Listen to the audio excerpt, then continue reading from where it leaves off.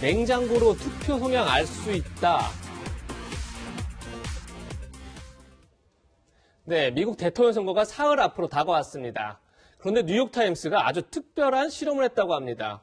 두 후보의 지지자들의 냉장고 사진을 받아서 퀴즈를 낸 건데요. 냉장고만 열어봐도 트럼프 대통령 지지자인지 아니면 바이든 후보 지지자인지 알 수 있다. 이런 퀴즈를 낸 겁니다. 사진을 보면서 이야기 나누면 좋을 것 같은데요. 먼저 최영일 평론가님, 네, 지금 보시죠. 보시는 사진, 지금 과연 보시면요. 누구의 지지자의 냉장고일까요? 일단은 고칼로리 음식이 꽉 차 있습니다. 예, 주로 보시면 탄산음료 보이고요. 그러네요. 크리스피 도넛, 저 도넛 아주 당 높은 거죠. 예. 그래서 우리가 흔히 얘기하는 정크푸드가 꽉 차 있는 냉장고예요. 예, 자, 그렇다면 아하, 트럼프 대통령 지지자겠구나 해서 실제로 한 80% 이상의 여기 투표한 이제 네티즌들이 이것은 트럼프 지지자의 냉장고입니다 했는데 빙고였다는 거예요. 정답이 트럼프 대통령 지지자의 냉장고였던 거죠? 맞습니다. 네, 변호사님, 저희가 다음 사진도 좀 준비를 해봤는데요. 다음 냉장고 사진을 좀 보여주세요. 네, 다음 냉장고 사진을 저희가 준비해봤는데, 이건 트럼프 지금- 지지자 거고요. 네. 예, 그러니까 트럼프 대통령의 지지자의 냉장고에는 탄산음료가 많고 도넛 같은 정크푸드가 많았다. 네. 지금 이런 얘기가 있었고요. 네, 두 번째 냉장고대 변호사님. 네. 잘 보시면 유제품들이 들어있고요. 또 굉장히 가지런하고 깨끗하게 잘 정리가 되어 있어요. 누구를 지지하는 사람의 냉장고일까요?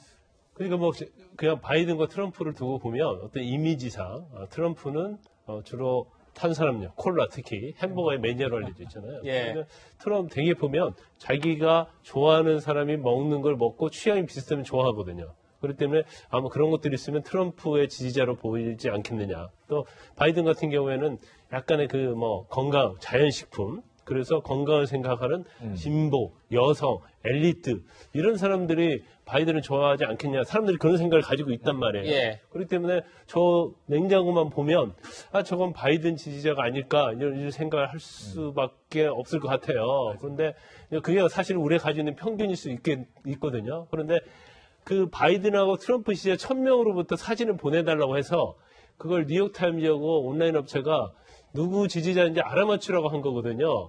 근데 의외의 결과가 나온 거죠. 예. 그런데 이 실험을 한 이유가 있습니다. 그러니까 뉴욕타임즈가 이 실험을 한 것은 지금 말씀하신 것처럼 트럼프 대통령의 지지자들은 트럼프 대통령 성향이 비슷할 거다. 바이든도 마찬가지다. 이런 얘기인데 실제 그렇지는 않았다는 겁니다. 굉장히 오답률이 높았다는 건데 이현정 의원님 이 네. 실험의 의미가 뭔지 한번 설명을 해주시죠. 그러니까 이제 이게 정치학계에서 이제 음식 좌파, 음식 우파라는 이야기가 있어요. 예. 그래서 2008년도에 그 미국 선거 때도 당시에 보면 올리브 오일하고 에스프레소를 좋아하는 사람은 오바마 지지자가 많고 또 화이트 와인하고 버터를 좋아하는 사람은 힐러리 지지자가 많았고요. 당시에 또 버번하고 인스턴트 커피를 좋아하는 사람은 존 맥케인을 지지하는 사람이 많았다. 그 다음에 또 이 쿠어스 맥주를 먹는 사람들은 보면 대부분 좀 우파더라. 왜냐하면 이 맥주를 먹으면서 미식축구를 보고 청바지를 입은 중부의 농부들이 많다. 네. 아니면 뭐 우리가 잘 아는 스타 땡땡 커피를 먹고 이런 사람들은 주로 좌파가 많다. 이런 이제 어떤 고정관념에 따라서 선거의 성향들을 많이 분석을 합니다. 이번 뉴욕타임스 실험도 마찬가지죠. 그러니까 트럼프 대통령의 특성, 햄버거와 콜라를 좋아하는 그 지지자들에 따라서 아니면 이제 예를 들어 민주당 지지자 같은 경우는 유기농들 좋아하니까. 예. 근데 실질적으로는 안 그렇다는 거예요. 그게 왜 그러냐면 우리나라도 샴페인 좌파 뭐 이런 게 있잖아요. 예. 그러니까 예를 들어서 뭐 캐비어 좌파랑 있듯이 그렇죠. 좌파라 그러면 이렇게 비싼 걸 안 먹는데 문제는 샴페인을 먹으면서 캐비어를 먹으면서도 좌파인 척하는 사람. 우리식으로는 강남 좌파 그렇죠. 이런 느낌이죠. 바로 그런 겁니다. 예. 그러니까 뭐냐면 자기의 어떤 존재와 자기의 생활과는 달리 정적 성향은 전혀 반대일 수가 있다는 거거든요. 마찬가지죠. 그러니까 뉴욕타임즈 실험해 보니까 거의 답이 한 절반밖에 안 맞았다는 거예요. 그러니까 하나의 고정관념이라는 거죠. 네. 즉 예. 음식에 따라서 지지도를 하는 것은 맞을 수도 있지만 상당 부분 또 아닐 수도 있다라는 그런 것들을 보여주는 것 같습니다. 네, 이런 가운데 두 사람 현지 시간으로 그제 최대 승부처로 꼽히는 플로리다에서 맞붙었습니다. 영상부터 함께 보시겠습니다. We're never going to lock down again. We locked down, we understood the disease, and now we're open for business, and that's what it is. Donald Trump just had a super spreader event here again. They're spending more more than just coronavirus. He's spreading division. 네, 평론가님 결국에는 코로나가 막판 변수가 될 것 같아요. 그렇습니다. 지금 이제 미국이 심각하고요. 지금 이 전 세계적으로 이 8천만 명을 넘겼죠. 9천만 명 이제 넘어서 이제 지금 900만 명 넘어서 이제 1000만 명 가고 있는 거죠. 지금 그런 상황에서 미국이 20%를 차지합니다. 전 세계의 확진자. 미국만 1000만 명에 지금 하려고 하는 거잖아요. 그래서 저는 좀 납득이 되지 않는 게 중국이나 인도는 차라리 이해가 되겠어요. 인구가 그만큼 비중이 많으니까 70억 인구 중에 거의 한 4분의 1 정도 차지하는데 문제는 미국은 인구가 그렇게 많지 않은데 지금 확진자는 전 세계 확진자 중에 20%다. 이건 비율이 너무 높으니까 네. 이건 너무해도 방치가 너무 됐구나. 그게 이게 트럼프 대통령이 너무 방역과 지금 싸우는 모양새예요. 이거 바이든 후보에게 유리할 텐데 코로나19가 막판 변수다. 특히 이제 플로리다 같은 경합주 같은 데서도 지금 바이러스가 이제 많이 확산되는 경우가 나타나고 있어서 아마 트럼프에게 유리하진 않을 것이다. 이렇게 분석되고 있습니다. 예. 네. 이런 가운데 조 바이든 후보가 국내 언론에 기고문을 보냈습니다. 준비된 화면을 보면 좋겠는데 지금 보시는 것처럼 한미 동맹을 강조하면서 우리의 군대를 철수하겠다는 무모한 협박으로 한국을 갈취하기보다는 우리의 동맹을 강화하면서 한국과 함께 설 것이다. 이런 내용인데 마지막은 영어로 이렇게 썼습니다. 근데 저게 무슨 말인가 봤더니 같이 갑시다. 한미 동맹의 어떤 상징적인 말인데 네. 바이든 후보가 이렇게 국내 언론에 기고한 이유, 이현종 의원님 어떻게 봐야 될까요? 그러니까 지금 사실은 이제 바이든 후보 측의 당선 가능성이 높으면서 전 세계 외교가에서는 그럼 바이든 후보의 외교 정책이 어떻게 될 것이냐 이거 어떤 담당자 만나기 위해서 굉장히 노력을 하는데 네. 바이든 후보 측이 접촉 금지령을 내렸다고 그래요.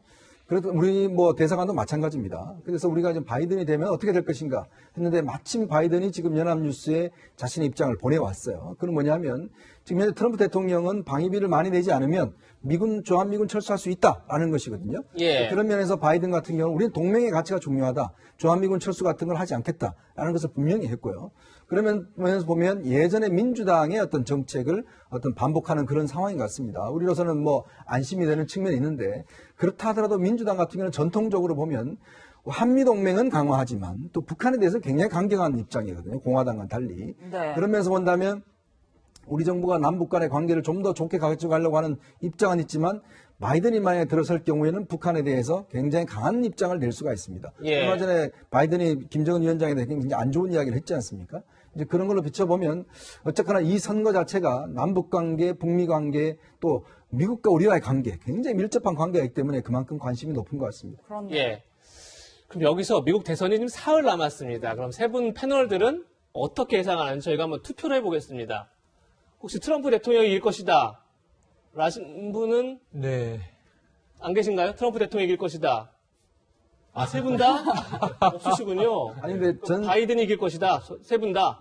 전 세계 베팅 업체가 오늘 낸 게 있는데요. 예. 64%가 바이든 승리로 냈더라고요. 63%가요. 4%. 예. 저도 대세에 편승하겠습니다. 아, 그러면 다음 주에 예. 승패를 결정해야 되니까 오늘 제가 트럼프에 베팅을 해보겠습니다. 한번 해보죠. 예.